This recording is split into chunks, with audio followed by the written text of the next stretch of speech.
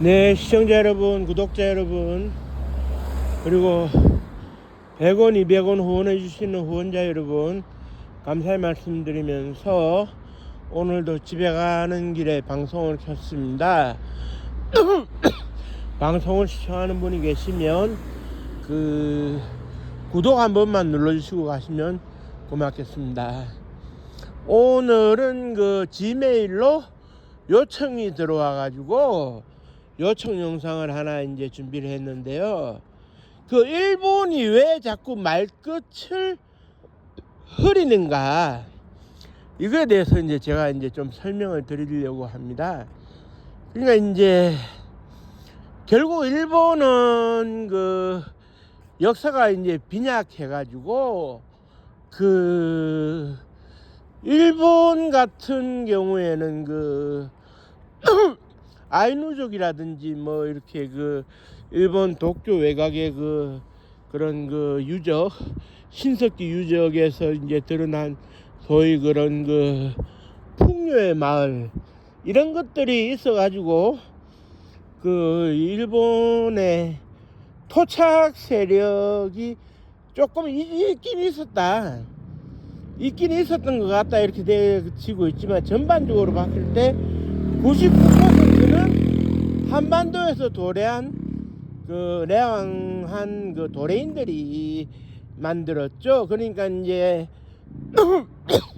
일본은 구석기 시대가 없고 신석기로 다가갈 무렵에, 그러니까 그게 이제 지구가 빙하기였어요. 꽁꽁 얼어있을 때인데, 왜 꽁꽁 얼었는지는 알 수는 없지만, 꽁꽁 얼었던 시절에 어떻게 되느냐, 지금의 이제 대한해협이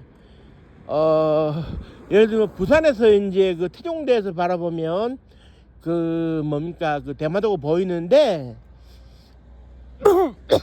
때마침 바다가 꽁꽁 얼었으니까 조심조심 걸어갈 수 있지 않겠습니까?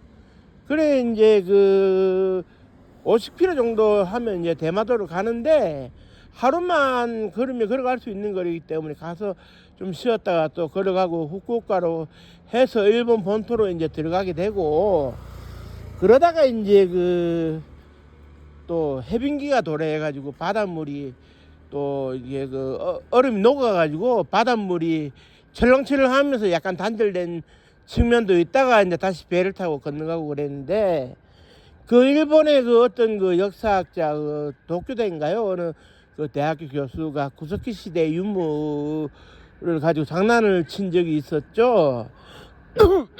그래 이제 자기네들은 구석기 역사가 없는 걸로 이렇게 나오는데, 구석기 유물을 묻어놓고 자기가 발굴해서 구석기 유적을 발견한 것냥 하다가 이제 아사히 TV에 몰래 카메라에 걸려가지고 대망신을 산 그리고 학술 단체에서 쫓겨난 그런 일이 있었는데요. 결국은 자기네들의 역사가 부실하기 때문에, 부실한 역사를 말끝을 흐리거나 아니면은 그런 역사 왜곡을 통해서 이제 해결하려고 해요. 그래 이제 사실 그렇습니다. 1868년도 메이지 유신 이후에 도쿄로 이제 천도를 공식적으로 했어요. 이게 원래 이제 도쿄가 수도인 건 맞지만, 이렇게 보셔야 됩니다. 일본의 뿌리를 이제 상징하는 왕, 천황의 경우에는 교토에 살았고, 쇼군, 막부의 최고 대장은 태정과는 도쿄에 살아가지고 이 권력 분점 체제 비슷했어요. 물론 뭐 무장을 하는 무사들을 항시 동원할 수 있는 쇼군이 권력을 다 장악했다라고 볼 수가 있는데, 메이지 유신이 단행되면서 이제 무사들이 하루아침에 칼을 쓸 일이 없게 되면서 일본의 천황이라고 부르는 그때 당시에 메이지 천황을 교토에서 도쿄로 이사를 오게 해가지고 도쿄 시대를 열었는데, 그때 처음 내려진 칙령이 뭐였냐면, 한반도의 도레인들의 흔적을 좀 없앨 수 있으면 없애라, 이 부끄러운 역사다 뭐 이런 식으로. 그리고 이제 세월이 흐르다 보니까는 이제 그 한 140년 이렇게 흘러가지고 어떤 일이 벌어지느냐, 일본의 그 전쟁 때 그 전황이었던 히로히토를 이어받은 아키히토 전황이 그 커밍아웃을 했죠. 내 조상님에 있어 가지고는 백제인 큰 나라 대구다라라고 해가지고 큰 나라의 피가 흐르고 있다 내 몸속에. 커밍아웃을 했는데 뭐 천황이 일본 최고의 넘버원인데 커밍아웃을 하는데 누가 어떻게 반발하겠습니까? 많은 사실 그렇습니다. 그 일본이 그 소위 그 무슨 천황인가요? 그 진무 천황인가 뭐 여자 천황이 있을 그 시절에 그 시기적으로 봐가지고 한 300년에서 500년 이제 서기 그쯤에 그 한반도 남부 지금의 가야 지역이라고 불릴 수 있는 경상남도 지역과 그 다음에 그 전라남도 일부 지역을 뭐 이제 식민 통치를 한 기록이 있다. 그 임나일본부라고 하는 뭐 이렇게 그 나라가 있었다 이렇게 주장을 하고 있고요. 그 다음에 이제 그 우리로서는 장고용 무덤이라고 불리는 장구처럼 생겼다 해가지고 장구용 무덤이라고 부르고, 일본에서는 그 유명한 그 나라현의 뭐 무덤과 똑같다 그래가지고 전방 후원분이라고 부르는 그런 무덤들이 그 저기 그 광주 광역시와 인근 지역에서 발견되고 하는 이런 모습들. 그런데 이제 이렇게 보셔야 될 거예요. 일본석이라고 하는 그 일본의 그 최고의 그 역사책 자체가 50%는 사실이고 50%는 그냥 이제 그 지어낸 역사일 수 있는 상황이에요.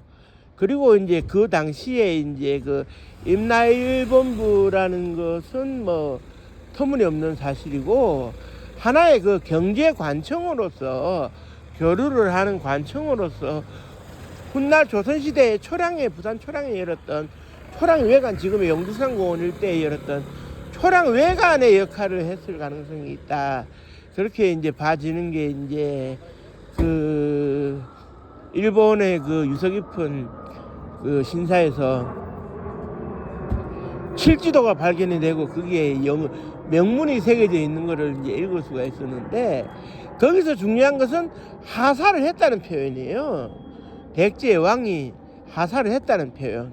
즉 다시 말해가지고 아래 하자를 써가지고 내가 너한테 준다. 통상적으로 군대를 우리가 떠올려 본다면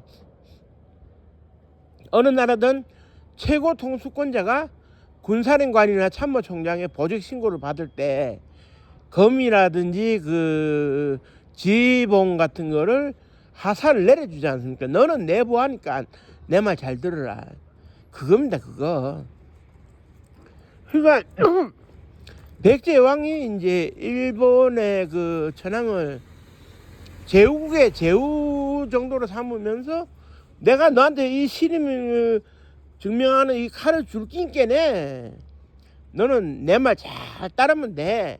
내가 문화도 전수해 줄 거고, 불교도 전수해 줄 거고, 불경도 건네줄 거고, 불상도 건네줄 거고, 선지 문물도 건네줄 낀께네. 내 말 잘 들으라. 그럼 너희들은 발전할 수 있다. 칼을 하사받는 사람이 어떻게 그 뛰어넘어 가지고 뭐 식민 통치를 그 일대에서 한다? 불가능한 얘기죠. 그리고 이제 그때 당시에 이제 그 생산되던 철을 모아 가지고 이렇게 그 소위 그런 그 뭐랄까요, 그 이제 부메랑처럼 만들어 가지고 이제 그 이제 사용하는 거는 철 덩어리, 철정이라고 그랬는데, 이 철정이 그 당시에 300년, 400년, 500년대 가야가 융성하던 시절에 철의 국가였던 가야의 경우에 뭐가 있었느냐, 그 철정이 화폐였어요. 화폐. 오늘날로 치면 화폐. 그래, 철정 한 덩어리를 딱 주고, 하나를 주고, 쌀 몇 킬로 주시오, 쌀 뭐 한 가마 주시오, 이런 식으로 이제 그 화폐. 그러다 보니까 일본에서 이제 사신이 건너오면 이번에 철정 덩어리 좀 많이 주고 가시면 많이 주시면 안 됩니까?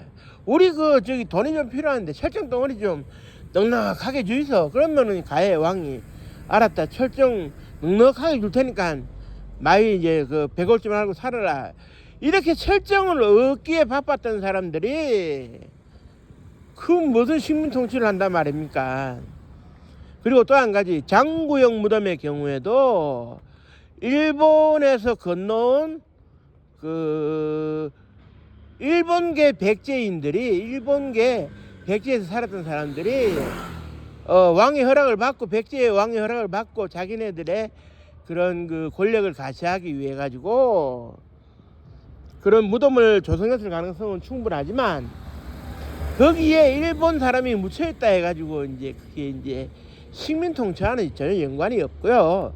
그리고 또 한 가지, 이걸 객관적으로 연구 분석하기가 지금 어려운 것이, 잘 나가는 일본 조선 총독부가 뭐랬습니까? 관리를 안 하는 덕분에 다 도굴이 돼가지고, 도굴이 된 무덤에서 판단할 수 있는 건 거의 없습니다.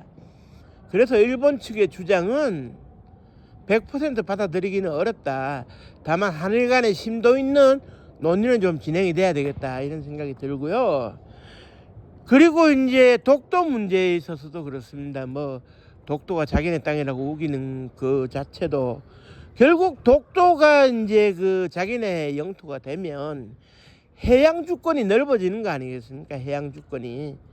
그러면 얻을 수 있는 게 많으니까 자꾸 이제 우기는데, 이제 독도를 군사적으로 점유를 해서 러일 전쟁 때 활용하기 위해서 1904년도인가 시네마현 고시로서 이제 일방적으로 우리한테 통보도 안 하고 시마네 해연의 부속 도서다, 이렇게 한 사실은 있는데, 영토 문제에 있어 가지고는 국가 간의 협의가 필수적이고 어느 일방이 오늘부터 우리 땅이요 한다고 될 문제는 아닌 것이죠.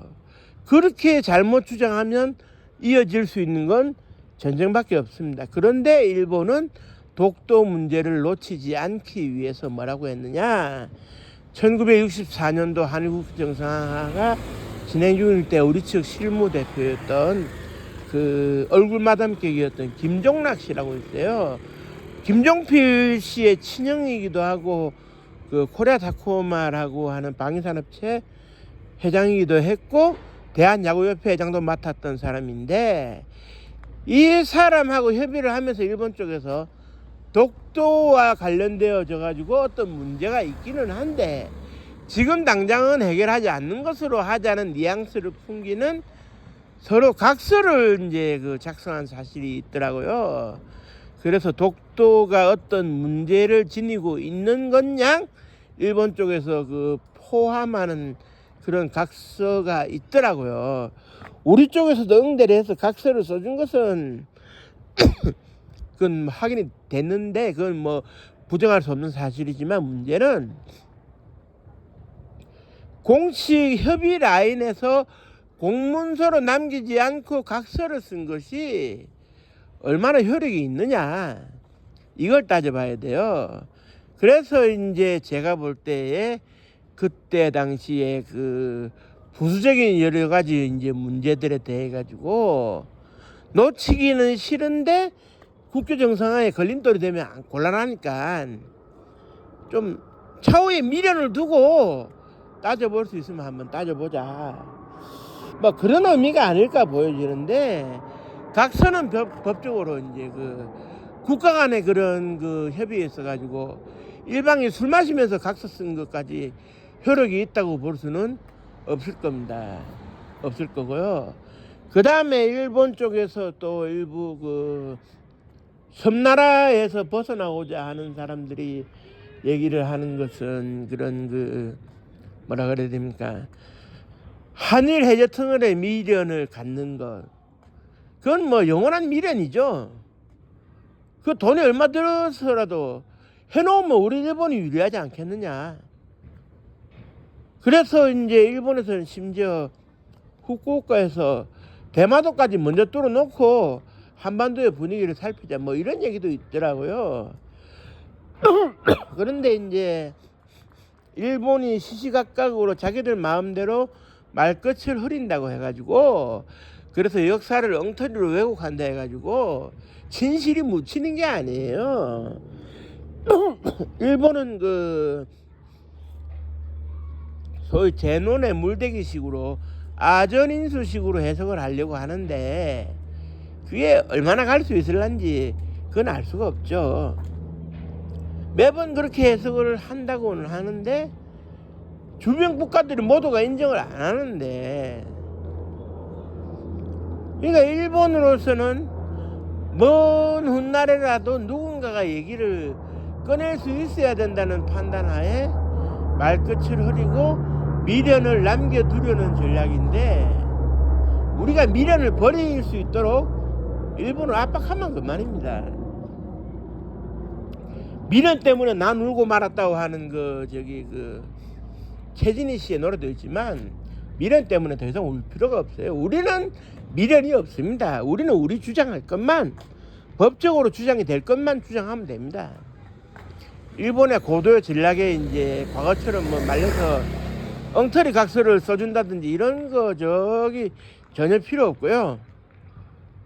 새 정부가 굳건하게 대일 관계를 정립하면, 대등한 관계에서 정립하면 됩니다. 그런 의미에서도 우리는 뭐 굳이 뭐 일본 강요들이 야스쿠니 신사에 참배하러 가는 것을 흥분할 필요도 없을 것 같고요. 우리는 우리 갈 길만 가면 됩니다. 우리의 갈 길이 따로 있고 일본의 갈 길이 따로 있는데, 뭐 한데 뭐 뭉쳐가지고 뭐 다시금 뭐 대동아 공영권을 주장할 것도 아닌 거고, 우리는 우리 갈 길을 가면 됩니다. 그러니까 그 점에 대해서는 너무 이제 하실 필요가 없고, 우리는 우리의 그 갈 길만 가면 된다는 생각으로 좀 보다 더 유연하게 이제 대응을 하면 될 것 같아요. 그래서 국민들이 지레 겁을 먹는 일은 없도록 했으면 좋겠고요. 우리 국민들이 좀 더 다이나믹하게 미래를 설계할 수 있도록 정부부터 나서가지고 노력을 해야 될 것 같습니다. 아닌 건 아닌 거고 맞는 건 맞는 겁니다. 우리가 쫄 필요 없어요. 일본이 경제가 좀 우위에 있다고 해서 우리가 겁을 먹을 건 없을 것 같고요. 역사가 되풀이되지 않도록 노력만 하면 됩니다. 전혀 그 걱정을 피실 필요 없고요. 또 4월달이 다 가네요. 5월달에는 계절의 여왕인 또 5월인데, 풍성한 5월 되시고 가시기 전에 구독 한 번만 눌러주시고 가시면 고맙겠습니다. 감사합니다. 고맙습니다.